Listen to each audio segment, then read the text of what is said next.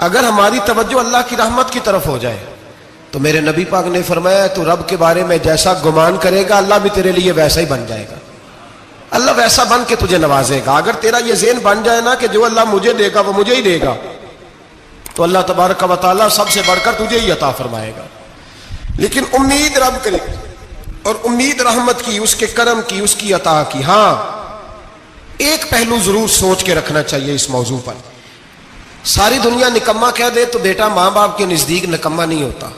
باپ بیچارہ ایک غلطی بچہ کرتا ہے تو وہ جاتا ہے, دوسری کرتا ہے تو جاتا ہے, تیسری جگہ بھی اس کے حصے کی معافی مانگنے جاتا ہے, بڑا کچھ کرتا ہے. پھر ایک وقت آ ہی جاتا ہے کہ جب باپ مجبور ہو کے اخبار پہ اشتہار دیتا ہے کہ میں نے اسے آگ کر دیا ہے, اب میں اس کے سیاہ سفید کا مالک. کیا خیال ہے آپ کا؟ پہلی غلطی پہ ابا جی ایسے کر دیتے ہیں جی, دوسری پہ کرتے ہوں گے. کب کرتے ہیں؟ جب بولے جب حد ہو جاتی ہے. اور ایک دو اشتہار نہیں ہوتے. آپ سویرے اخبار کھولیں, اخبار کے اندر کے صفحات کا مطالعہ کریں تو شاید درجنوں اشتہار ہوتے ہیں آنکھ نامے کے. بھئی کس باپ کا دل کرتا ہے کہ وہ بیٹا جس کے لیے اس کی امید ہے کہ کل میرے بڑھاپے کا سہارا بنے گا, وہ لکھ کے دے دے کہ میرا رشتہ ہی کوئی نہیں بیٹے کے ساتھ؟ کس کا دل کرتا ہے؟ اور پھر یہاں تک نہیں ہوتا, بلکہ آپ قانون جاننے والے لوگوں سے کبھی پوچھیں, وہ آنکھ نامہ لوگ عدالتوں میں جمع کراتے ہیں. کہتے ہیں جی میں نے تو اخبار میں نکال دیا, میرا اس کے ساتھ کوئی تعلق ہے. اماں کہتی ہے میرا کوئی رشتہ نہیں. کیوں؟ کب ہوتا ہے ایسے؟ جب بچہ حد کر دے, جب بچہ 1 2 3 4 غلطیوں پہ ایسا, اللہ بھی بندے کو سزا دیتا ہے. لیکن کب؟ جب بندہ باز ہی نہ آئے, بندہ توبہ کرے ہی نہ, رجوع ہی نہ کرے, سوچے نہ کہ مجھے اللہ کی بارگاہ میں جانا چاہیے. ہم لوگ اپنا ایک ذہن بنا کے زندگی گزارتے ہیں, ایک ذہن بنا کے, بلکہ لوگ گناہوں کے نام بدل کے وقت گزارتے ہیں.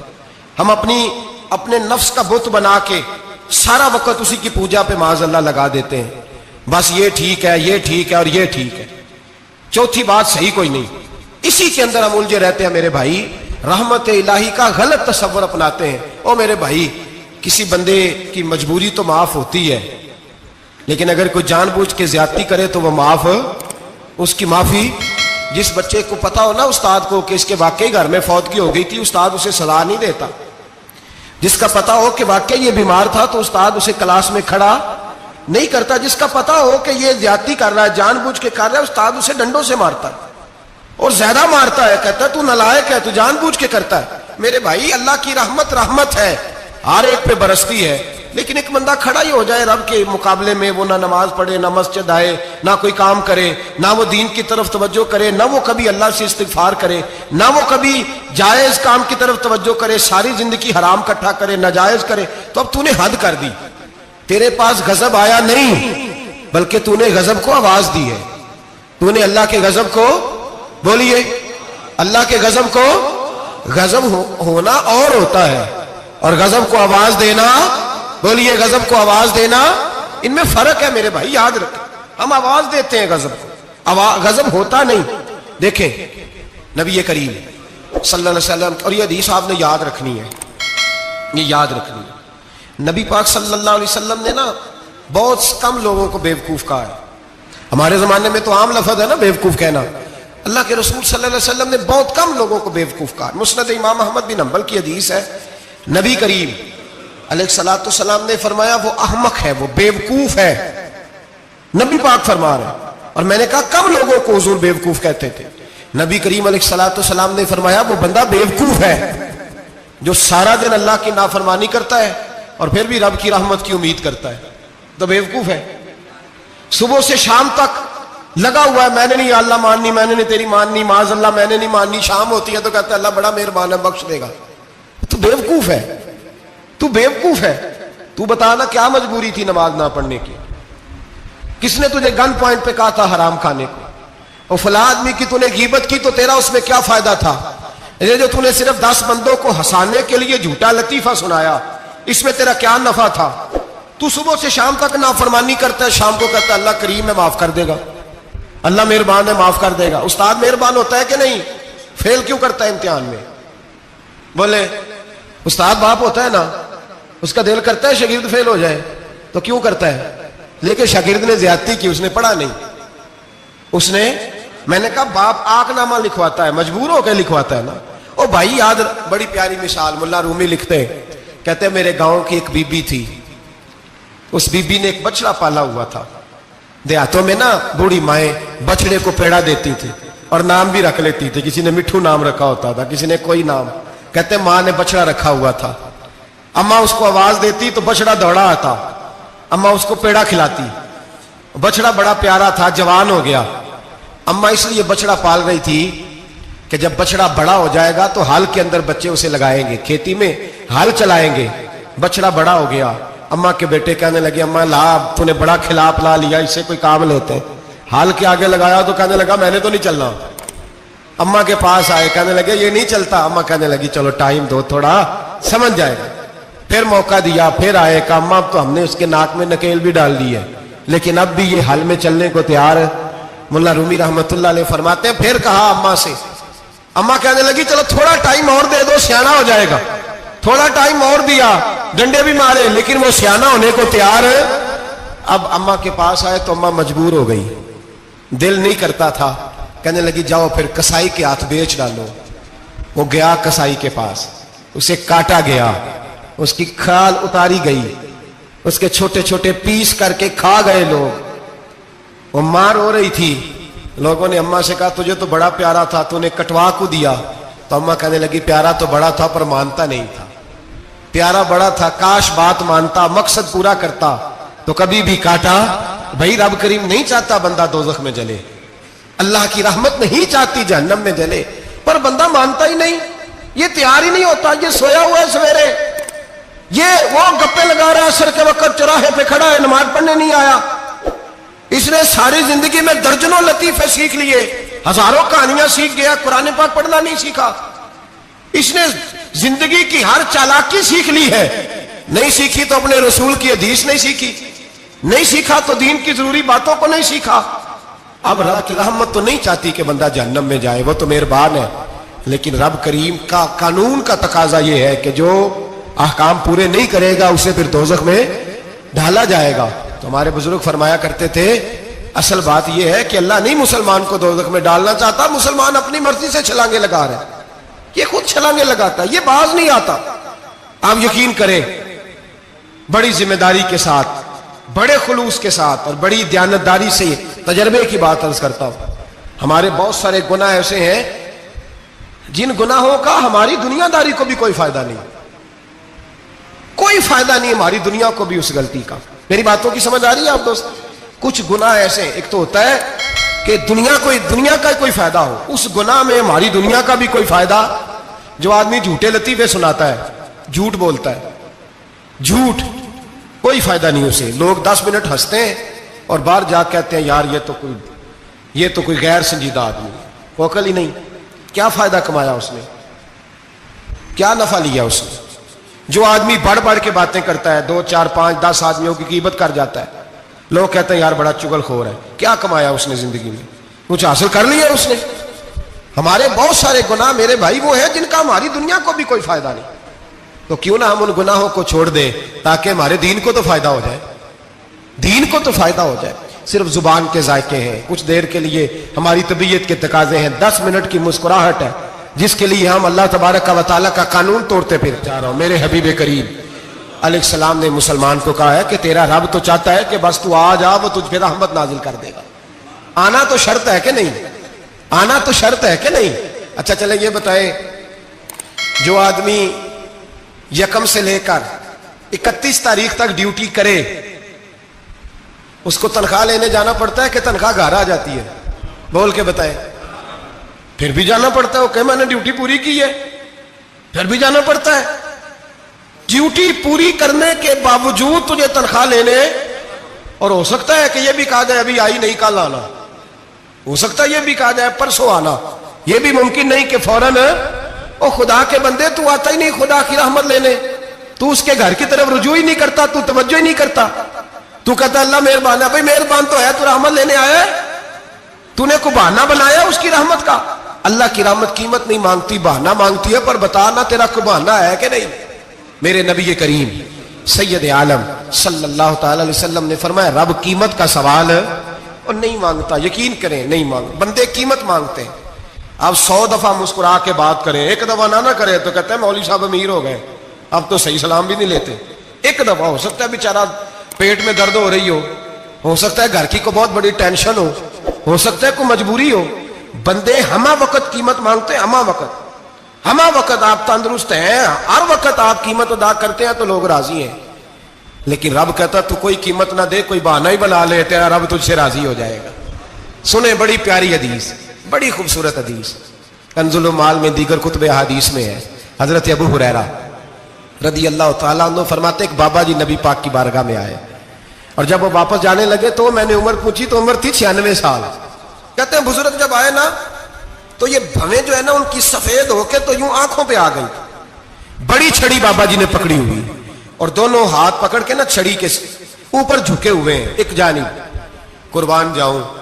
کہتے ہیں جب وہ بزرگ مسجد میں داخل ہوئے تو میرے رسول نے کھڑے ہو کے استقبال فرمایا، کھڑے ہو، اور نبی کریم صلی اللہ علیہ وسلم نے آگے بڑھ کے بابا جی کو بازو سے پکڑا اور بٹھایا۔ حضور بیٹھ گئے، کہا بزرگوں کیسے آئے ہو؟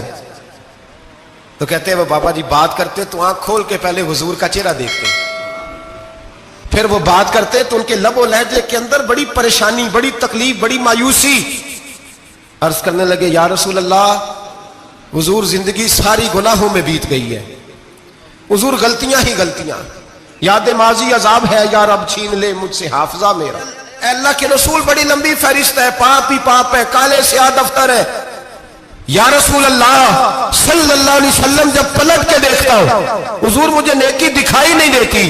حضور اس عمر میں آپ کا ایک صحابی ملا ہے، اس نے بات سمجھائی ہے تو تھوڑا خیال آیا ہے، لیکن یا رسول اللہ صلی اللہ علیہ وسلم اب میرا وجود بیکار ہو گیا ہے، حضور بوڑھا ہو گیا ہوں۔ 3 باتیں کہیں بزرگوں نے اور نرالی کہیں، کہنے لگے یا رسول اللہ صلی اللہ علیہ وسلم، حضور اب تو میری کمر بھی سیدھی نہیں ہوتی کہ میں نماز ہی صحیح ادا کر سکوں، بوڑھا ہو گیا ہوں۔ یا رسول اللہ صلی اللہ علیہ وسلم اب میرے اندر طاقت نہیں کہ میں محنت مزدوری کر کے صدقے اور خیرات دے سکوں۔ یا رسول اللہ صلی اللہ علیہ وسلم اب میں تلوار لے کے جہاد بھی نہیں کر سکتا، حضور نہ میں لمبی نمازیں پڑھ سکتا ہوں، آقا نہ میں صدقات و خیرات دے سکتا ہوں، محبوبہ نہ میں دین کے لیے کوئی جہاد کر سکتا ہوں، بیکار وجود ہے، بیکار وجود کو تو گھر والے برداشت نہیں کرتے، بچے دعا کرتے ہیں یا اللہ ابا جی کو پردہ دے دے، اماں کو پردہ دے دے، بیکار ہو گیا ہوں اور آج آیا ہوں تو مجھ بیکار کو میرا رب قبول کر لے گا؟ آج کلمہ پڑھوں تو بیکار ہوں، کسی کام کا نہیں، نہ نماز نہ صدقات نہ جہاد، قبول کر لے گا؟ حضرت ابو ہریرہ فرماتے ہیں جیسے برسات میں بارش کی جھڑی لگتی ہے، یوں مصطفیٰ کی آنکھوں سے جھڑی لگ گئی، حضور کھل کے روئے، کھل کے۔ اور میرے حبیب پاک نے فرمایا بزرگوں بڑے مجاہد ہیں، دین کے لیے جہاد کرنے والے بڑے ہیں، رب کریم کو آپ کی تلوار کی اتنی حاجت نہیں، اور فرمایا اس کے خزانے کوئی خالی تو نہیں کہ آپ ہی گویا صدقہ دیں گے تو بھرے جائیں گے، اور فرمایا پھر رب کریم کی شان میں اضافہ نہیں کرتی عبادتیں، وہ تو بندے کو نفع دیتی ہیں۔ میں بزرگوں نہ آپ جہاد کریں نہ آپ صدقات دیں، لا لمبی نمازیں پڑھیں، آپ صدق دل سے آ جائیں، اللہ کے رسول کا وعدہ ہے رب آپ کو بغیر حساب کتاب جنت عطا فرما دے گا۔ آنا تو شرط ہے کہ نہیں؟ آئیں تو صحیح، نہ پہنچے تو صحیح، آ جائیں، اس کو نہیں عادت صدقات و خیرات کی، جہاد کی تبلیغ، آئے تو صحیح نا، ان العبد اذا اعترف ثم تاب تاب اللہ علیہ۔ میرے حبیب نے فرمایا بندہ جب رو کے کہتا ہے نا یا اللہ غلطی ہو گئی معاف کر دے، فرمایا میرا مالک اسے فوراً ہی معاف فرما دیتا ہے۔ تو آ تو صحیح، تو آتا ہی نہیں، تو آ ہی نہیں رہا، تو گھر میں بیٹھا ہوا ہے، تو سویا ہوا ہے، تو دکانداری کر رہا ہے، تو پیسے گن رہا ہے، تو آیا ہی نہیں، آ تو صحیح۔ بلکہ میرے نبی پاک فرماتے ہیں جب اللہ پاک کا بھاگا ہوا غلام آتا ہے پھر تو اللہ زیادہ راضی ہوتا ہے، پھر تو اللہ زیادہ راضی ہوتا ہے، زیادہ راضی ہوتا ہے، تو آ تو صحیح، پانچ تو صحیح۔ بلکہ صوفیات اور بات کرتے ہیں، وہ کہتے ہیں تو کبھی بھول کے بھی رب رب کرے تو اللہ تو اسے بھی قبول کر لیتا ہے، بھول کے۔ ملا رومی کہتے ہیں بنی اسرائیل کا بندہ ہے، صنم پتھر کو کہتے ہیں، بت کو کہتے ہیں، بت کے سامنے کھڑا ہے اور ساری رات کہتا ہے یا صنم یا صنم یا صنم، اے پتھر اے بت، ساری رات پکارتا رہا۔ رات گہری ہو گئی، نیند کا غلبہ، تھک گیا، سونے کے قریب آیا تو غلطی سے منہ سے نکل گیا یا صمد، یا صنم کی جگہ نکل گیا۔ رب کریم نے فرمایا جبریل دوڑ کے جا، جو مانگتا اسے دے دے، حضرت جبریل عرض کرتے ہیں مولا بھول کے تیرا نام لے رہا ہے, بھول کے لے رہا ہے. تو رب کریم نے فرمایا چل نام تو میرا ہی لے رہا ہے نا, میرا لے رہا ہے نا. یا اللہ وہ اللہ کریم نے فرمایا جھوٹے کے سامنے ساری رات کا کھڑا ہے, ساری رات کا پکار رہا ہے, اسے کچھ نہیں ملا, تو سچے کا نام لیا ہے. اگر میں بھی کچھ نہ دوں اور بت میں اور مجھ میں فرق کیا رہ جائے گا؟ جا جو مانگتا ہے جھولی بھر کے دے, نام تو لیا ہے نا. او بھائی تو بہانا تو بنانا, آ تو صحیح نا, تو یہاں آ جا, پہنچ جا, آ جا, بس بیٹھ جا, اس کی بارگاہ ناز میں حاضر تو ہونا. تجھے فرصت ہی نہیں. تو یاروں کے لیے ٹائم نکالتا ہے, بازاروں کے لیے ٹائم نکالتا ہے, گلیوں کے لیے ٹائم نکالتا ہے, چوکوں چوراہوں کے لیے ٹائم نکالتا ہے, ہفتے میں ایک دن ہوٹلنگ کے لیے بھی جاتا ہے, لیکن کبھی چھپ کے 2 نفلوں کی تجھے توفیق نہیں ہوتی. اور میں کئی دفعہ کہہ چکا ہوں, جس بندے کو بغیر عبادت کے رزق زیادہ ملنے لگ جائے اس پر آزمائش ہوتی ہے رب کریم کی. اللہ فرماتا ہے اس کو پیسے دو, اسے آنے نہ دینا, اس کو چل پیسے دوڑ جا. لوگ سمجھتے ہیں میں بڑا ذہین و عقل مند ہوں, دیکھو میں اپنی ہوشیاری سے, چلاکی سے آگے نکل گیا. تو آزمائش ہے, یہ تو آزمائش ہے رب کریم کی طرف سے, یہ تو اس کی خفیہ تدبیر ہے. میرے بھائی اس کی بارگاہ ناز تک جو آ گیا, آنا تو ہماری ذمہ داری ہے کہ نہیں, پھر اس کی رحمت آگے بڑھ کے استقبال کر لیتی ہے, پھر اللہ کا فضل اس کو تھام لیتا ہے اس بندے کو. اور خدا کی رحمت کتنی زیادہ ہے. میرے حبیب کریم سید عالم صلی اللہ علیہ وسلم نے فرمایا اللہ نے اپنی رحمت کے 100 حصے کیے. حضور فرماتے ہیں ایک حصہ اللہ نے دنیا میں نازل کیا ہے. کتنا؟ ایک حصہ. فرمایا یہ جو ماں بیٹے سے پیار کرتی ہے, باپ بیٹے کے لیے مزدوری کرتا ہے, یہ جو بہن بھائی کے لیے روتی ہے, یہ جو بیوی شوہر کے لیے دعا مانگتی ہے, یہ جو بچے ماں باپ سے پیار کرتے ہیں, فرمایا یہ اس ایک رحمت کا نتیجہ ہے, ایک رحمت کا نتیجہ. تو صحابہ کہنے لگے یا رسول اللہ وہ 99 کدھر ہیں؟ نبی پاک نے فرمایا رب کریم نے سنبھالی ہوئی ہے, قیامت کے دن تمہیں عطا فرمائے گا. ابھی تو ایک نازل کی ہے, ابھی اللہ نے. ایک بزرگ تھے ہمیں تفسیر پڑھایا کرتے تھے, تفسیر کے استاد تھے. میں نے ان سے ایک دن کہا, میں نے کہا حضرت صاحب کچھ باتوں میں نا میں اڑ جاتا ہوں, میں اپنے آپ کو اتنا لائق نہیں سمجھتا, تو کہیں کہیں نا ذہن الجھ جاتا ہے, تو کبھی الجھ جاتا ہوں. ایک سوال کئی دنوں کا ہے, اصول تفسیر کا مسئلہ ہے, تو ذرا کچھ چیزیں ایسی ہوتی ہیں بزرگ کہتے ہیں جو کتابوں سے نہیں ملتی, صرف سینوں سے ملتی ہیں. کورس تو فقط لفظ ہی سکھاتے ہیں, یہ آدمی ہے جو آدمی بناتے. میں نے کہا صاحب یہ سمجھ نہیں آئی کہ یہاں بھی صاحب وہاں بھی صاحب. کہنے لگے جی کس طرح؟ میں نے کہا جی یہاں قبر میں بھی سوالوں کے جواب اور پھر قیامت میں بھی. مجھے کہنے لگے جاؤ امام راضی کی تفسیر اٹھا کے لاؤ. میں تفسیر ان کے سامنے لا کے رکھی, تو کہنے لگے یہ سیدنا یوسف علیہ السلام کا واقعہ ذرا دیکھو تفسیر یوسف میں, اس میں ایک عجیب بات لکھی ہے. حضرت یوسف علیہ السلام کے زمانے میں قحط ہو گیا, تو جناب یوسف علیہ السلام نے, کیونکہ آپ اللہ کے نبی سے پہلے سے جان گئے قحط ہوگا, تو حضرت یوسف نے گندم پہلے سٹاک کر لی تھی بہت زیادہ. باقی علاقوں میں جب قحط پڑا نا, اب سب لوگوں نے مصر کی طرف رجحان کیا گندم لینے کے لیے. تو حضرت یوسف علیہ السلام نے نا شہر کے دروازے پر بندے کھڑے کر دیے. فرمایا جو بندہ آئے نا اس سے 2 سوال پوچھنا. جو آئیں گے لوگ گندم خریدنے, جو آئے 2 سوال پوچھنا. ایک پوچھنا کہاں سے آیا ہے, اور ایک پوچھنا لے کے کیا آیا ہے. ایک پوچھنا, سمجھ آ رہی ہے بات کی, اور دوسرا پوچھنا کہ لے کے سونا لے کے آیا ہے, چاندی گندم خریدنی ہے تو کیا چیز لے کے آیا ہے, کہ نگد پیسے لایا ہے, یہ پوچھ لینا. جو آئے 2 باتیں پوچھنا, ایک پوچھنا کہاں سے آیا ہے اور دوسرا پوچھنا کیا. ایک روایت میں 3 سوال بھی ہیں, لیکن فرمایا پوچھنا 2 سوال ضرور. انتظار تھا نا بھائیوں کا کنان سے آنے والوں کا. فرمانے لگے سب سے 2 سوال پوچھنا, جب کنان والے آئے نا ان سے صرف اتنا پوچھ لینا کہ وہ کہاں سے آئے ہیں. اگر پوچھے نا کنان سے آئے ہیں تو پھر یہ نہ پوچھنا کیا لے کے آئے ہیں, پھر میں جیب میں خود ٹٹول لوں گا وہ کیا لے کے آئے. باقیوں سے 2 سوال. جب میرے بھائی آئے نا, بھائی بھائیاں دے ویری ہوندے تے بھائی بھائیاں دیا باواں, جب میرے بھائی آئے تو ان سے یہ نہیں پوچھنا کہ وہ کیا, بس یہ پوچھنا کہ کہاں سے, اتنی بات پوچھنا, باقی میں پوچھ لوں گا. آپ فرمانے لگے رب بھی فرشتوں سے کہتا ہے تم قبر میں نا میرے بندوں سے زیادہ سوال نہ کرنا, بس یہ پوچھ لینا مجھے مانتے ہیں, میرے نبی کو مانتے ہیں. قبر میں تم اتنے سوال پوچھ لینا, باقی لے کے کیا ہے وہ میں خود ہی پوچھ لوں گا. فرشتوں کے سامنے رب کریم اپنے بندے کو بے آبرو کرنا, بس تو یہ بتا دے اللہ رسول کو مانتا ہے کہ نہیں. باقی جو تیرا حساب کتاب ہے نا, اللہ فرماتے ہیں میں قیامت میں کر لوں گا, میں پوچھ لوں گا اس کا کیا علاج کرنا ہے, بس تم اتنا بتا دو مجھے مانتے ہو, میرے رسول کو, میرے بھائی, میرے نبی کریم.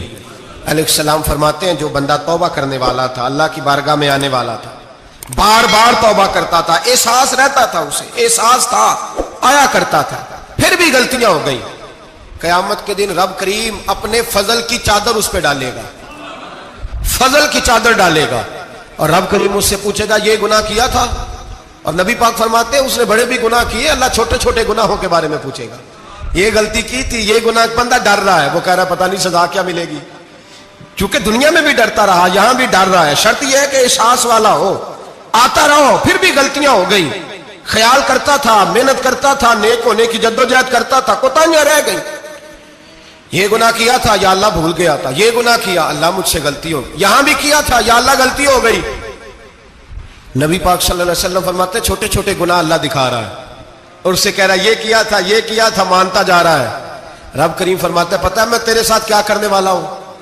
ٹانگیں کانپ گئی، یا اللہ پتہ نہیں، فرمایا میں تجھے ان گناہوں کے بدلے نیکیاں دینے لگا ہوں، ان گناہوں کے بدلے نیکیاں۔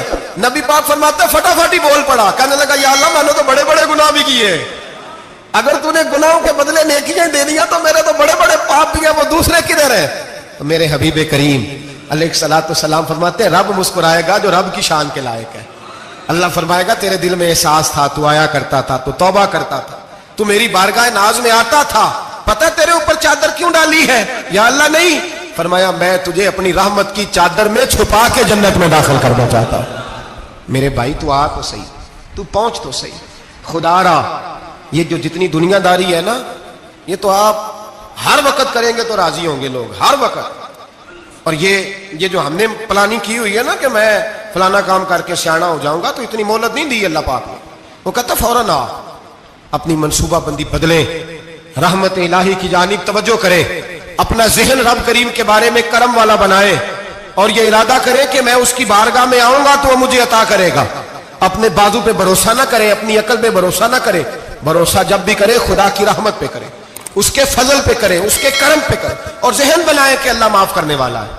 ہمارے ذمہ یہ ہے کہ ہم اپنے گناہوں کا احساس پیدا کریں، ہماری ذمہ داری یہ ہے کہ ہم توبہ سچی اور کھری کریں، ہماری ڈیوٹی یہ ہے کہ ہم اللہ کی بارگاہ میں صحیح معنوں میں حاضری دیں۔ ہم توبہ بھی جھوٹی کرتے ہیں، بلکہ اگر میں کہوں کہ مذاق کرتے ہیں۔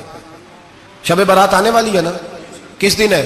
جمعرات کو شب برات آئے گی۔ کچھ لوگ تو خیر ویسے ڈٹ جاتے ہیں، کہتے ہیں ہم نہیں مانتے، وہ پکے لگے ہوئے ہیں، وہ کہتے ہیں نہیں عبادت نہیں کرنی چاہیے۔ میں نے کہا یار بس کرو، چھوڑ دو، اب اللہ کی عبادت کرنے کے لیے بھی تم سے سند لینی پڑے گی کہ مولوی صاحب اجازت دے، نفل پڑھ لیں، اجازت لینی پڑے گی۔ اور بندے بڑے سمجھدار ہیں، وہ کوئی سیاسی بندہ دوسری پارٹی کا آ جائے تو اسے مطمئن کر لیتے ہیں، کچھ مسئلہ دوسری جماعت کا مسئلہ پوچھ لے، کہتے ہیں مولوی صاحب پوچھ کے دساں گا۔ یہ موٹی سی بات ہے، شب رات کو کیا ہوتا ہے؟ عبادت۔ کیا ہوتا ہے؟ بول کے بتائے، یہی ہوتا ہے نا، تو اس کے لیے سرٹیفکیٹ کی ضرورت ہے جی؟ والذین یبیتون لربہم سجدا وقیاما، اللہ فرماتے ہیں میرے بندے ساری رات گزار دیتے ہیں یا قیام کرتے ہوئے یا سجدہ کرتے ہوئے، اس کے لیے سرٹیفکیٹ کی ضرورت ہے؟ بڑی جلدی مسئلہ پوچھنے آ جاتے ہیں لوگ۔ ہاں، ایک وہ ہے جو مانتے ہی نہیں سرے سے، ایک وہ ہے جو بڑا عجیب مانتے ہیں، وہ کہتے ہیں شب رات ہے، چھوٹا گوشت ہی نہیں مل رہا دکان سے۔ بھئی شب رات گوشت کھانے کا دن ہے، حلوہ کھانے کا دن ہے، شب برات موج کرنے کا دیہڑا آ گیا شب برات۔ شب رات آئی ہے، پہلے کلو گوشت آتا تھا، 2 کلو لے لو، یہ کون سا طریقہ ہے شب برات منانے کا؟ اور پھر شب برات منائی جائے گی، معراج شریف سے پٹاخے چل رہے ہیں روز شام کو، چلتے ہیں نا؟ نہیں، میں کہ مینوں غلطی لگ دی، تسی بولے نہیں نا، چلتے ہیں پٹاخے؟ کون بیچتا ہے پٹاخے؟ ہندو، سکھ، یہودی؟ چلاتا کون ہے؟ کس نے کہا ہے چلانے کا؟ اس میں کوئی کسی فرقے کا بھی اختلاف نہیں ہوتا۔ ڈرنا چاہیے اللہ پاک سے۔ اللہ جہنم کی آگ ٹھنڈی کرتا ہے، ہم جلاتے ہیں شب رات کو، رب فرماتا ہے ٹھنڈی ہوگی ہم جلا رہے ہیں۔ بچے پٹاخوں کے پیسے پڑوسی سے لے کے آتے ہیں کہ ہم سے لیتے ہیں؟ ہم منع کیوں نہیں کرتے؟ جوتے نہ پالش کرنے پہ تو تھپڑ لگتے ہیں، تو پٹاخے والے بچے کو نہیں پوچھا جا سکتا؟ باپ کی ذمہ داری ہے۔ اور محدثین نے مسئلہ لکھا ہے، اگر بچہ نابالغ کوئی غلطی کرتا ہے تو اس کا باپ ذمہ دار ہے، جواب دے اس کی جگہ پہ۔ ان کو سمجھائیں، شب برات آئے گی، پھر توبہ ہوگی، ہر مسجد سے رونے کی آواز آئے گی، زور زور سے لوگ روئیں گے، تڑپیں گے، اجتماعات ہوں گے، بڑے بڑے اجتماعات ہوں گے، توبہ کریں گے لوگ، کریں گے نا انشاءاللہ تعالیٰ، آئیں گے نا لوگ مسجدوں میں، پھر سویرے جھوٹ بند ہو جائے گا نا، اگلی صبح ملاوٹ ختم، کم تولنا ختم. یہ کیسی توبہ ہے؟ وہ دکاندار جو شبرات والے دن غلط سوجی فروخت کر رہا ہے, ملاوٹ والی چینی بیچ رہا ہے, تاکہ دوائیوں میں دھوکہ دیتے ہیں لوگ, دوائیوں میں دھوکہ دیتے ہیں. ایک ڈاکٹر خود مجھے کہنے لگے, وہ میرے دوست ہیں, ہلکا پھلکا کورس کیا ہوا ہے, کہتے ہیں میرے دوست ہیں کئی سارے لوگ, تو ایک ایسا ہی ہمارے شعبے کا آدمی تھا, تو اپنے ابا جی کو وہ ڈرپ لگانے لگا, تو ابا جی کہنے لگے پتر مینو اصلی لا دے تیری مہربانی, مینو اصلی لا دے تیری مہربانی, لوکھا علی نہ لا دے. یہ حال ہو گیا. دوا مجھے بتائیں وہ قوم اخلاقی طور پہ کتنی گر چکی ہے جو دوائیوں میں زہر بیچتی ہے, دوائیوں میں. اور میں انشاءاللہ کسی موقع پر تفصیل سے اس پر گفتگو کروں گا, بڑی تفصیل سے. میں نے بہت سی معلومات اکٹھی کی ہیں کہ کتنا ظلم کرتے ہیں یہ لوگ, لکھنے والے بھی, لانے والے بھی, بیچنے والے بھی, کتنے بڑے مجرم ہیں. صحت کے ساتھ کھیلتے ہیں, صحت بارہ لام دام برسر. مطلب جس آدمی نے دھوکے کا مال لا کے رکھا ہے شبرات والے دن کے رات توبہ بھی کرنی ہے اور سویرے یہ بیچنا بھی ہے, وہ توبہ کرنے آیا. جس نے دھوکے کا مال لا کے رکھا ہے کہ سویرے بیچنا ہے اور رات توبہ بھی کرنی ہے, وہ توبہ کر رہا ہے کہ مذاق کر رہا ہے؟ توبہ میری توبہ, استغفر اللہ, یا اللہ معاف کر دے, اونچی اونچی آواز میں رو رہا ہے, اور سویرے سارے چکر وہی ہیں. یہ کیسی توبہ ہے؟ توبہ کیا ہے؟ میرے نبی پاک علیہ السلام کے غلاموں نے توبہ کی تقسیم کی. حضرت حسن بصری سے کسی نے پوچھی توبہ کیا ہے, تو آپ نے فرمایا توبہ یہ ہے کہ جب تو توبہ کر لے تو پھر اس جگہ نظر نہ آنا جہاں کھڑے ہونے سے رب رسول ناراض ہوتے, اور فرمایا توبہ یہ ہے کہ جب تو نے توبہ کر لی پھر وہاں سے غیر حاضر نہ ہونا جہاں حاضری کا تجھے اللہ رسول حکم دیتے ہیں. یہ تیری توبہ ہے. اور اگر تو ایسا نہیں کرتا پھر تو نے توبہ نہیں کی, پھر تو نے مذاق کیا. میرے بھائی رحمت الہی آواز دیتی ہے کی طرف رجوع کریں, دوڑیں اور رحمت کی امید رکھ کے آئیں. یہ سمجھ لیں کہ اللہ پاک, میں ایک بات اکثر کرتا ہوں, نبوت کا دروازہ بند ہوا ہے. داتا گنج بخش علی اجویری نے کہیں نہیں لکھا تھا کہ میرے بعد علی بن عثمان اجویری دوسرا نہیں آ سکتا. حضرت مجدد صاحب کہیں نہیں لکھ کے گئے کہ دوسرا مجدد الفسانی پیدا نہیں ہوگا. حضرت بہاءالحق نقشبند بخاری نے کہیں نہیں کہا کہ میرے جیسا ولی نہیں ہو سکے. بزرگوں نے کبھی نہیں کہا. تو جدوجہد تو کر. اقبال کہتے ہیں آج بھی ہو اگر ابراہیم کا ایمان پیدا, آگ کر سکتی ہے انداز گلستاں پیدا. تو پروگرام تو بنا, آگے کی طرف تو سفر کر. میرے نبی کریم سید عالم صلی اللہ علیہ وسلم نے فرمایا تیرے آ جانے سے تیرا رب راضی ہو جاتا ہے. جب تو آتا ہے تو تیرا اللہ راضی ہو جاتا ہے. یہ جو ہماری مشکلات ہوتی ہے نا, جن میں عمل جو ہوتے ہیں, وہ جو ہمیں جادو ہو جاتا ہے, تویز کر دیتے ہیں ہمارے قریبی رشتہ دار, وہ تویز نہیں ہوتے, وہ ہمارے اعمال کی سزا ہوتی ہے, ہمارے اعمال کی سزا ہوتی ہے. ہم وہ ڈھونڈتے پھرتے ہیں کہ بابا مل جائے پھونک مارے صحیح کر دیں, حالانکہ وہ ہمارے اعمال کی سزا ہے. ہمیں اپنی تربیت کرنی چاہیے ہمیں. اور ویسے بھی دم دروز تویز دھاگا میں اکثر کہا کرتا ہوں, میں کہتا ہوں میں نے کسی کتاب میں نہیں پڑھا کہ کوئی بندہ نبی پاک سے یمن سے دم کرانے آیا ہو کہ میں حضور سے دم کرانے جا رہا ہوں, مصر سے آیا ہو دم کرانے, شام سے دم کرانے آیا ہو. میرے نبی پاک کے پاس جو بھی آیا کرتا تھا نبی پاک کا دین سیکھنے آیا کرتا تھا. دم درود تو ایک ضمنی چیز ہے, ذلی چیز ہے, ہو گیا تو ٹھیک ہے, ورنہ اللہ پاک اگر بیماری میں راضی ہے تو نبی پاک نے خود بیماری کو سینے سے نہیں لگا کے رکھا. خود اللہ کے محبوب سید عالم صلی اللہ علیہ وسلم کا وصال بیماری کے ساتھ ہوا, تو بیماری تو مریدنی ہے میرے نبی پاک کی, وہ تو کنیز ہے حضور کے گھر کی. عام دام برسر مطلب کھری توبہ, سچی توبہ. اور کس طرح کی توبہ؟ میرے نبی کریم علیہ الصلوۃ والسلام نے ایک دن صحابہ سے پوچھا ایک بات تو بتاؤ, بخاری مسلم کی حدیث ہے, یا رسول اللہ پوچھئے. نبی پاک صلی اللہ علیہ وسلم نے فرمایا اگر کوئی آدمی صحرا میں سفر کر رہا ہو, بہت بڑا صحرا ہو, اونٹ پر اس کا سفر ہو, اور اس نے اونٹ پر کھانے پینے کا سامان باندھا ہو, پیسے بھی رکھے ہو, پانی بھی رکھا ہو, تھک گیا سفر کرتا کرتا, درخت کی ایک ٹہنی کے ساتھ اونٹ کی نکیل باندھی اور درخت کے نیچے لیٹ گیا آرام کرنے کے لیے. اللہ کے حبیب فرماتے ہیں اچانک اس کی آنکھ لگ گئی. جب جاگا تو اس نے دیکھا کہ اونٹ تو غائب ہو گیا ہے. اب نہ کھانا ہے, نہ پانی ہے, نہ پیسے ہیں, اور صحرا بڑا لمبا ہے, پیدل سفر بھی نہیں کر سکتا. تھوڑا سا ڈھونڈا, پھر موت کا انتظار کرنے لگا, سوچنے لگا موت آئے گی, اب مر جاؤں گا.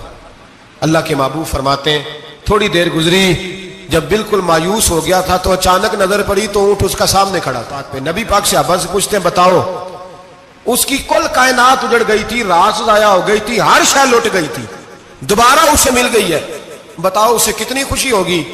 صحابہ کہنے لگے یا رسول اللہ نئی زندگی مل گئی اس بندے کو, وہ ساری دنیا سے زیادہ راضی ہے. تو میرے کریم رسول صلی اللہ علیہ وسلم نے فرمایا رب کریم کا نافرمان بندہ جب اس کی بارگاہ میں آ کے توبہ کرتا ہے تو اللہ اس سے بھی زیادہ راضی ہو جاتا ہے. نافرمان جب آ کے کہتا ہے یا اللہ معاف کر دے آئندہ نہیں کرتا, میں اللہ تو راضی ہو جاتا ہے. اور حبیب پاک علیہ السلام فرماتے ہیں وہ اتنا کریم ہے, جب بندہ اپنے رب سے صلح کر لیتا ہے, توبہ کر لیتا ہے, تو اللہ زمین کو کہتا ہے تو بھول جا میرے بندے نے گناہ کیا ہی نہیں. آسمان سے کہتا ہے تو بھول جا میرے بندے نے گناہ کیا ہی نہیں. پھر رب کریم فرشتوں سے فرماتا ہے کہ مٹا دو جو تم نے لکھا تھا, میں نے اپنے بندے کے ساتھ صلح کر لی ہے. شب برات کو آئیں گے مسجد میں انشاءاللہ. کتنے بجے؟ نہیں جو سوچیا ہی نہیں ہے اس پاسے تھے. عصر کے وقت مسجد آئیں شب رات. کتنے بجے جی؟ عصر کے وقت آئیں, غسل کریں, مسجد آئیں, عصر کے بعد درود شریف پڑھیں اور مغرب سے لے کر فجر تک عبادت کریں. مغرب میں شام شروع ہو جاتی ہے. ایک رات جاگ کے دیکھیں, جاگنا پڑتا ہے. مریض ہو جائے تب بھی جاگنا پڑتا ہے, دکھ لگ جائے تب بھی وہ جگا لیتا ہے. بڑے بڑے جاگتے ہیں, بڑے بڑے جاگ لیتے ہیں, وہ جگا لیتا ہے. تندرستی بھی, صحت بھی, دولت بھی, اے سی بھی, پلنگ بھی بڑا اچھا, لیکن اگر وہ نیند نہ دینا چاہے تو بندہ ساری رات ہی تڑپ کے جاگتا ہے, تڑپ کے. اور بھوکا اتنا, روٹی کا بھوکا اتنا پریشان نہیں ہوتا جتنا نیند کا بھوکا پریشان ہوتا ہے. الجھ جاتا ہے انسان, وہ جگا لیتا ہے قبل اس کے کہ وہ خود جگائے, خود بخود جاگ جائے. مغرب سے لے کر فجر تک نماز پڑھیں, ذکر کریں, درود پاک پڑھیں, محفل میں شرکت کریں. میرے رسول کریم علیہ الصلوۃ والسلام کی پیاری زوجہ ام المومنین سیدنا عائشہ صدیقہ رضی اللہ تعالیٰ عنہ کہتی ہیں حضور رمضان کے علاوہ سب سے زیادہ روزے شعبان میں رکھتے تھے, گویا پریکٹس ہوتی تھی رمضان کی. میں نے عرض کیا یا رسول اللہ صلی اللہ علیہ وسلم اتنے روزے کیوں رکھتے ہیں, ابھی رمضان تو آگے ہے. تو نبی پاک نے فرمایا عائشہ اس مہینے میں بندے کا عمل اللہ کی بارگاہ میں جاتا ہے, میں چاہتا ہوں جب میرا عمل جائے تو میں نے روزہ رکھا ہوا, کثرت سے روزہ رکھیں اور میرے بھائی بدل جائیں. میرے نبی پاک نے فرمایا غنیمت جان, اگر صحت ہے تو بیماری آنے سے پہلے غنیمت جان جائے, چلی جائے گی. بیمار آدمی سے کچھ بھی نہیں ہوتا, غنیمت جان لے, لمحوں کو کچھ کر لے. اور اگر تیرے پاس فرصت ہے تو غنیمت جان لے مصروف ہونے سے پہلے پہلے. میرے حبیب کریم سید عالم علیہ السلام کے غلام فرماتے ہیں کہ نبی پاک صلی اللہ علیہ وسلم نے ہمیں مثال دے کے سمجھایا. مدینے میں جو قبیلہ سب سے زیادہ بکریاں پالتا تھا وہ بنو کلب کا قبیلہ تھا, اور فرماتے اتنی بکریاں تھیں کہ ان کی بکریاں ہم نے کبھی نہیں گنی تھی. نبی پاک علیہ السلام نے فرمایا جب شعبان کی 15ویں رات آتی ہے, یہ ترمذی کا لفظ ہے, فرمایا جب شعبان کی 15ویں رات آتی ہے تو بنو کلب کے قبیلے کی بکریوں کے بالوں کی تعداد کے مطابق اللہ میری امت کے افراد کی بخشش فرما دیتا ہے. اور صحابہ کہتے ہیں ہمیں لگتا یوں ہے کہ چونکہ ہم نے جو چیز سب سے زیادہ دیکھی تھی وہ بنو کلب کی بکریاں تھیں, اس لیے نبی پاک نے ہمیں سمجھانے کے لیے ان کی بات کی, ورنہ اگر ہم نے اس سے زیادہ کچھ شے دیکھی ہوتی تو نبی پاک اس کا نام بیان فرماتے. ہمیں سمجھانے کے لیے فرمایا بنو کلب کے قبیلے کی بکریوں کے بالوں کی کسی ایک بکری کے بال بھی بندہ گن سکتا, اور حضور نے فرمایا جو سب سے زیادہ بکریاں پالتے ان کی تعداد کے مطابق حضرت عائشہ صدیقہ رضی اللہ تعالیٰ عنہ فرماتی ہیں جنت البقیع میں حضور جایا کرتے, قبرستان میں, قبرستان کے کونے میں. اللہ کے رسول کو میں نے نماز پڑھتے بھی دیکھا 15ویں رات کو, اور فرماتی ہیں حضور بقیع والوں کے لیے بخشش کی دعا بھی کرتے. قبرستان بھی جائیں شب برات کو, ان کے لیے دعا بھی کریں.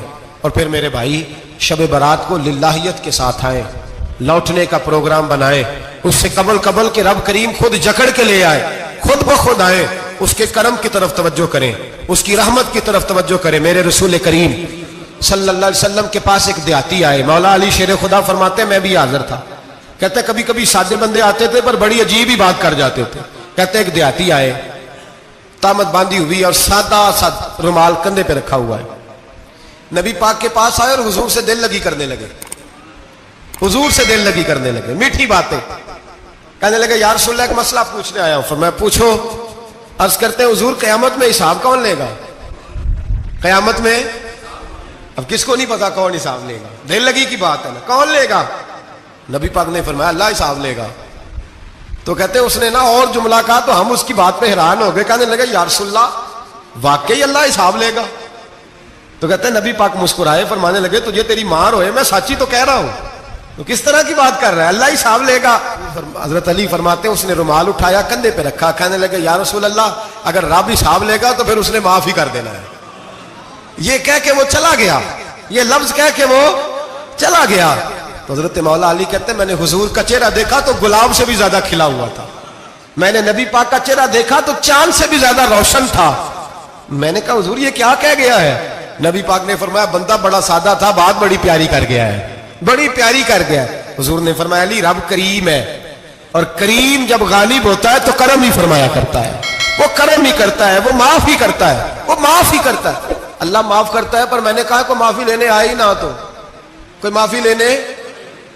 ایک اور بات بھی آخر میں سمجھانی ہے آپ کو, وہ بھی سمجھ لیں. ہم جب کسی رشتہ دار کو راضی کرنے جاتے ہیں نا, ناراض ہو, تو ہمیں پتہ چل جاتا ہے کہ یہ وقت ٹپانے آیا یا راضی ہو گیا. دو قسم کے لوگ ہوتے ہیں, کہتے ہیں چلو برات بھی آ گئی, میں چلتا ہوں, پر کس طرح ٹائم پہ ٹائم آؤں گا, 200 دے کے گھر آ جاؤں گا. اور جو راضی ہو جاتے ہیں نا, وہ 2 دن پہلے آتے ہیں, دیگوں کا بھی خیال کرتے ہیں, ملاقات کرتے ہیں, وہ کپڑے بھی نہیں بدلتے. فرق ہوتا ہے راضی ہونے میں. بات کی سمجھ آ رہی ہے آپ؟ ہم توبہ کرنے آتے ہیں اللہ کی بارگاہ میں, کیا ہمیں پتہ نہیں چلتا کہ ہم نے توبہ کیا, رب راضی ہوا ہے کہ نہیں ہوا؟ ہمارا ایمانی رشتہ تو ہے نا اپنے رب سے, روح کا تعلق تو ہے نا, تو ہمیں اندازہ ہوتا ہے کہ اللہ راضی ہو گیا کہ نہیں. اندازہ تو ہونا چاہیے نا ہمیں. یہ بات کہنے کی نہیں, یہ بات محسوس کرنے کی ہے, اس کو محسوس کریں. ہم جب اللہ کی بارگاہ میں آئے تو پھر ہمیں اندازہ ہونا چاہیے کہ میں نے منا لیا ہے کہ نہیں منا سکا, میں اس کو راضی کر کے اٹھ رہا ہوں کہ نہیں اٹھ رہا. اگر بغیر راضی کیے اٹھے ہو تو پھر فارمیلٹی کرنے آئے تھے, پھر راضی کرنے نہیں آئے تھے. حضرت فضیل ابن عیاض رحمۃ اللہ تعالی علیہ فرماتے کہ دن میں نے سر سجدے میں رکھا اور میں نے کہا خدا بندہ آج مجھے پتا چلے گا کہ تم مجھ سے راضی ہے کہ ناراض ہے, تو پھر ہی میں اٹھوں گا. آپ فرماتے ہیں مجھے چاروں کونوں سے آواز آنے لگی کہ تیرا رب راضی ہو گیا. اور فرماتے ہیں جس جگہ میں سجدہ کر رہا تھا وہ زمین بھی بولنے لگی کہ بس کر دے, عرش کا مالک تجھ سے راضی ہو گیا ہے. لیکن شرط یہ ہے, حضرت حبیب اجمی رحمت اللہ علیہ فرماتے ہیں میں سود کا کاروبار کرتا تھا توبہ کرنے سے پہلے. کئی دفعہ میں نے توبہ کی تھی, لیکن میری اس توبہ کے اندر صداقت نہیں ہوتی تھی. میرا دل بھی گواہی دیتا تھا کہ یہ نا بہت سارے بندے کہتے ہیں آئندہ نہیں کرتا, وقت ٹپاتے ہیں. جس طرح بندوں کو دھوکہ دیتے ہیں اس طرح معاذ اللہ توبہ بھی اسی طرح کی کرتے ہیں, لیکن بعد میں دوبارہ اسی ڈگر پہ چل نکلتے ہیں جس پہ پہلے ہوتے ہیں. آپ فرماتے ہیں میں کئی دفعہ توبہ کرتا تھا تو توڑ دیتا تھا. آج میں نے توبہ کی. کس طرح کی؟ سود کا میں دھندا کرتا تھا تو میں سود کے پیسے لایا, گوشت پکنے کو دیا بیوی کو, سود کے پیسوں کا. میری بیوی نے ہنڈیا چڑھائی, تھوڑی دیر گزری تو وہ سارا گوشت خون بن گیا. میری بیوی اٹھا کے لائی, کہنے لگی لے جائیے جو تو غریبوں کا خون نچوڑ کے لایا تھا نا, یہ خون بن گیا, خود بھی پی اور اولاد کو بھی پلاؤ. کہتے ہیں میں نے سچی توبہ کا فیصلہ کیا. آج پہلے میں سچی توبہ کا ارادہ نہیں کرتا, آج سچی توبہ کا فیصلہ کیا اور میں نکلا. حضرت حسن بصری کے پاس گیا, ان کی بیعت ہوا, توبہ کی, انہوں نے مجھے اعمال بتائے, کھری توبہ کی. کہتے ہیں جب توبہ کے لیے گھر سے نکلا تو چھوٹے چھوٹے بچے کھیل رہے تھے. ایک بچہ کہنے لگا پیچھے ہٹ جاؤ, بہت بڑا سودیا ہے, اس کا سایہ بھی پڑ گیا تو ہمارے اندر نحوست آ جائے گی, پیچھے ہٹ جاؤ, سود کا دھندا کرتا ہے. کہتے ہیں مجھے اور چوٹ لگی کہ یا اللہ تیری چھوٹی چھوٹی مخلوق بھی یہ سمجھتی ہے. کہتے ہیں میں توبہ کرنے گیا تو کھری توبہ کر کے آیا. حضرت حسن بصری کے پاس رو کے توبہ کی. میں وہاں سے واپس آیا تو بچے ابھی کھیل رہے تھے. کہتے ہیں وہ بچہ جو پہلے بولا تھا کہ پیچھے ہٹ جاؤ بڑا سود والا ہے, نحوست پڑ جائے گی, وہ بچہ پھر آواز دے کے کہنے لگا دوستو پیچھے ہٹ جاؤ, رب کریم کا ولی آ رہا ہے, اللہ کا بندہ آ رہا ہے. کہیں ایسا نہ ہو ہمارے پیروں سے گرد اڑے اور اس ولی کے اوپر پڑے اور اس کی توہین ہو جائے, اللہ ہم سے ناراض نہ ہو جائے ولی کی توہین کر کے, پیچھے ہٹ جاؤ. آپ فرماتے ہیں میں نے تڑپ کے آسمان کی طرف دیکھا اور میں نے کہا یا اللہ مجھے سمجھ آ گئی ہے کہ کھری توبہ کیا ہوتی ہے, سچی توبہ, اصل توبہ کیا ہوتی ہے. جھوٹ موٹ کی توبہ نہ کریں. شب برات کو آئیں, اور بڑا دیانتداری کا مشورہ دیتا ہوں, دل کو سنبھال کے آئیں. اگر جھوٹ نہیں چھوڑنا, فریب نہیں چھوڑنا, ہم نے مسجد کی حاضری کی پابندی نہیں کرنی تو پھر توبہ کا لفظ پکارنا دھوکہ ہے, پھر یہ دھوکہ ہے, پھر یہ مذاق ہے, پھر مذاق نہ کریں. آنا ہے تو کھری توبہ کے ارادے سے آئیں, کھل کے آئیں. انشاءاللہ ہر سال ہم بھی ساری رات یہاں بیٹھتے ہیں, آپ سے بھی گزارش کریں گے کہ چھٹی نہ کریں, وقت پہ آئیں, مغرب میں آئیں, نوافل ادا کریں, عشاء کے بعد نوافل پڑھیں. محفل کرنے کا مقصد یہ ہوتا ہے کہ تلاوت سے دل نرم ہوتا ہے, نعت سے دل نرم ہوتا ہے, تقریر سے انسان کی سوچ بدلتی ہے, توبہ کی طرف جاتی ہے. یہ سارے کام کر کے جب بندہ استغفار کرتا ہے توبہ کرتا ہے تو اس کے لیے آسان ہو جاتا ہے، ذہن بن جاتا ہے، اس لیے واز بھی ہوگا، ذکر بھی ہوگا، دعا بھی ہوگی۔ وقت کو ضائع نہ کریں، رمضان قریب آنے والا ہے۔ بزرگ کہتے ہیں اگر شب برات پہ سچی توبہ کر لو گے تو پھر رمضان میں جو نیکیاں کرو گے وہ تمہارے پاس سٹاک بن جائے گا، وہ تمہارے پاس خزانہ اکٹھا ہو جائے گا۔ توبہ ابھی سے کر لو، معاملات ابھی سے سمیٹ لو، تاکہ جب رمضان آئے تو پھر نیکیاں خزانہ بن کے جمع ہو۔ ہمیشہ مدحت خیر الانام میں گزرے، دعا ہے یہ عمر درود و سلام میں گزرے۔ آخر دعوانا ان الحمدللہ۔